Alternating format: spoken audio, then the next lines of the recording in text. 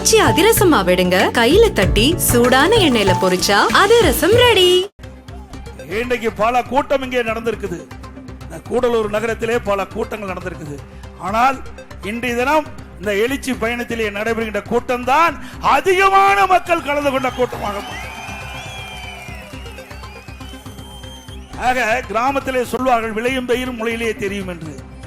அப்படி இன்றைய தினம் ஆட்சிக்கு வருவதற்கு முன்பு மக்களுடைய எழுச்சியே எங்களுடைய ஆட்சி வருவதற்கு ஒரு அச்சாணி. இன்றைக்கு நான் 158வது இடம், இன்றைக்கு 158வது தொகுதியில உங்களை சந்திக்கிறேன். கூடலூர் சட்டமன்ற தொகுதி இந்த எழுச்சி பயணத்தில் 158வது சட்டமன்ற தொகுதி. 158 சட்டமன்ற தொகுதியில் மக்களை பார்க்கின்ற பாக்கியத்தை நான் பெற்றிருக்கின்றேன். 158 சட்டமன்ற தொகுதியில் எழுச்சி உரையாற்றுகின்றேன். எழுச்சி பயணத்தின் போது பல லட்சம் மக்களை நான் சந்தித்திருக்கின்றேன். அதை உணர்வுகளை பார்த்திருக்கின்றேன். அடுத்த ஆண்டு நடைபெற்ற சட்டமன்ற பொதுத் தேர்தலில் அனைத்து இந்திய அண்ணா திராவிட முன்னேற்ற கழக தலைமையிலே அமைக்கப்பட்ட கூட்டணி வெற்றி பெற்று ஆட்சி அமைக்கும். இன்னைக்கு அனைத்து இந்திய அண்ணா திராவிட முன்னேற்ற கழகம் களத்திலே அடுத்த ஆண்டு நடைபெற்ற சட்டமன்ற தேர்தலிலே களத்திலே முதலிடத்தில் அனைத்து இந்திய அண்ணா திராவிட முன்னேற்ற கழகம் இருக்கின்றது. இரண்டாம் இடத்திற்கு தான் போட்டி நடந்து கொண்டிருக்கின்றது தமிழகத்திலே. அதுதான் அப்படித்தானே? அனைத்து இந்திய அண்ணா திராவிட முன்னேற்ற கழகம் முதல் இடத்திலே இருக்கின்றது. இரண்டாம் இடத்திற்கு தான் இப்பொழுது போட்டியிலே இருந்து கொண்டிருக்கின்ற என்பதை அவள் நினைவில் வைத்துக் கொள்ள வேண்டும் என்று இந்த நேரத்தில் தெரிவித்துக் கொள்ள கடமைப்பட்டுகின்றேன். அதே போல இன்றைய தினம் ஸ்டாலின் பேசுறார், அண்ணா திமுக பாரதிய ஜனதாவோட அடிமையினர். ஸ்டாலின் அவர்களே, அனைத்து இந்திய அண்ணா திராவிட முன்னேற்ற கழக தொண்டன் கூட யாருக்கு அடிமை இல்லை. தலைவர் மட்டுமல்ல, தொண்டன் கூட அடிமை இல்லை. அப்படித்தான் பொன்மன செம்மல் புரட்சி தலைவர் எம்ஜிஆர், இதை புரட்சி தலைவி அம்மா எங்களை வளர்த்து ஆளாக்கி இருக்கின்றார்கள். உண்மைதானே? நாங்க சொந்த காலில் நிற்கிறோம், சொந்த உழைப்புல நிற்கிறோம். உங்களை போல கூட்டணியிலே இருந்து கொண்டு கூட்டணி கட்சி தலைவர்கள், கூட்டணி கட்சி உங்களை தாங்கி பிடிந்து கொண்டிருக்கின்றது. நாங்கள் அப்படி அல்ல. அடிக்கடி அண்ணா திமுக கூட்டணி மாறும் என்று சொல்கிறீர்கள். ஒரு கட்சி என்றால் அதுக்கு என்று ஒரு கொள்கை இருக்கின்றது. அந்த கொள்கையின் அடிப்படையில் தான் அந்த கட்சி செயல்படும். அந்த அடிப்படையில் தான் அனைத்து இந்திய அண்ணா திராவிட முன்னேற்ற கழகம், இதே புரட்சி தலைவர் அம்மா இருக்கின்ற பொழுதும் சரி, இதே புரட்சி தலைவர் எம்ஜிஆர் இருக்கின்ற பொழுதும் சரி, அந்த அம்மா இறப்புக்கும் சரி, அதை அவள் கடைபிடித்ததை அண்ணா திமுக இன்றைய வரை கடைபிடித்து வருகிறது. உண்மைதானே? ஆக கூட்டணி என்பது வேற, கொள்கை என்பது வேற. கூட்டணி என்பது தேர்தல் நேரத்திலே வாக்குகள் சிதறாமல் இருப்பதற்கு, எதிரிகளை வீழ்த்துவதற்கு கூட்டணி அமைக்கப்படுகிறது. அந்த அடிப்படையில் தான் நாங்க கூட்டணி அமைக்கிறோம். உங்களை போல பல கட்சிகளை கூட்டணியில் வைத்துக் கொண்டு அடிமையாக்க நாங்க விரும்பல. இப்பொழுதுமே எங்கள் கூட்டணியில் அங்கம் வைக்கின்றவர்கள் சுயமரியாதையோடு சுதந்திரமாக செயல்படக்கூடியவர்கள் தான் எங்கள் கூட்டணியில் அங்கம் வைத்துக் கொண்டிருக்கிறார். உண்மைதானே? திமுக கூட்டணியில் அப்படியா இருக்குது. ஏன்னா காங்கிரஸ் கட்சிக்கு, காங்கிரஸ் தமிழ்நாட்டுடைய காங்கிரஸ் கட்சியுடைய மாநில தலைவரை திமுக நியமிக்குது. அப்படித்தானே இருக்குது. காங்கிரஸ் கட்சி 100 ஆண்டு விழா கண்ட கட்சி. அப்படிப்பட்ட கட்சி திமுகவுக்கு அடிமையா இருந்து இன்றைய தினம் இன்றைக்கு அந்த மாநில காங்கிரஸ் கட்சியுடைய தலைவரை திமுக தலைவர், திமுக கட்சி யாரை பரிந்துரை செய்தோ அவர்களை இன்றைய தினம் நியமிக்கப்பட்டிருக்கிறாங்க. இப்படி அடிமைத்தனமாக இருப்பது இன்றைக்கு காங்கிரசும் திமுக என்பதை எண்ணி பார்க்க வேண்டும். அது மட்டும் இல்ல, இந்த கொடி பறக்குதுல, எதனால பறக்குது? கொடி பறக்குது எதனால பறக்குது?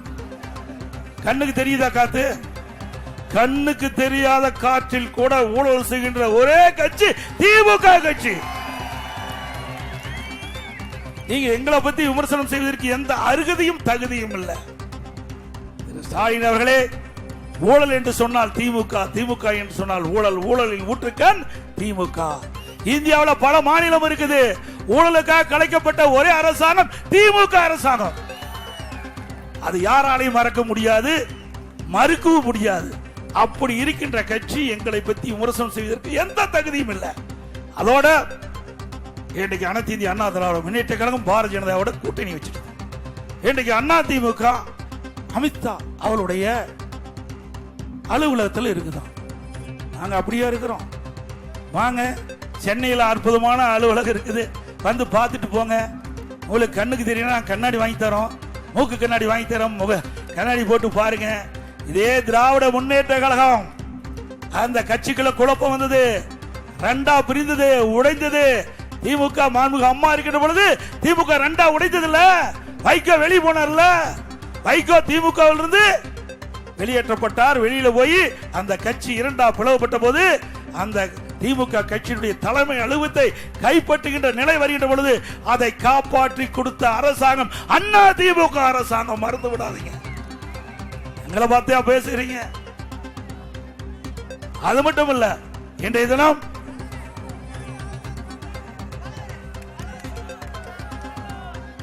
இன்னொன்றை சொல்லுகிறார்.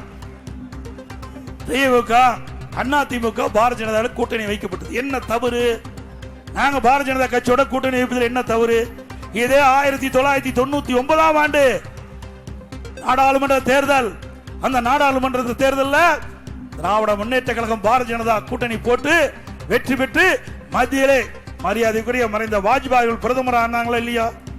ஆனாங்கல்ல. 1999 பாரதிய ஜனதா திமுக பாராளுமன்ற தேர்தலில் கூட்டணி வச்சாங்கல்ல, வெற்றி பெற்று திமுக கட்சி சேர்ந்த முரசொலி மாறன் அவர்கள் மத்திய அமைச்சரா அங்க அந்த அமைச்சரவையில் மத்திய அமைச்சரவையில் இடம்பெற்றிருந்தார். அப்பொழுது நீ பாருங்க, அப்போ எடுத்த படம் யாரு? ஒரு பக்கம் கருணாநிதி, ஒரு பக்கம் தயாநிதி மாறன், சரி முரசொலி மாறன் இருக்கிறார்ல, உண்மைதானே? இவர்கள் கூட்டணி வச்சா பாரதிய ஜனதா கட்சி நல்ல கூட்டணி, நல்ல கட்சி. அண்ணா திமுக கூட்டணி வச்சா பதவாத கட்சி, தீண்டத்தகாத கட்சி அப்படின்னு சொல்லுகின்ற கட்சி திமுக கட்சி, திமுக தலைவர்.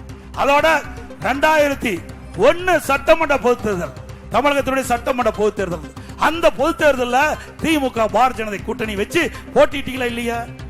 ஆக நீங்க கூட்டணி வச்சா நல்ல கட்சி, அண்ணா திமுக கூட்டணி வச்சா அந்த பாரதிய ஜனதா மோசமான கட்சி. எந்த விதத்தில் நியாயம்? மக்களை எண்ணி பாருங்க. இன்றைக்கு அனைத்து இந்திய அண்ணா திராவிட முன்னேற்ற கழகம் பாரதிய ஜனதா கூட்டணி அமைக்கப்பட்டு விட்டது.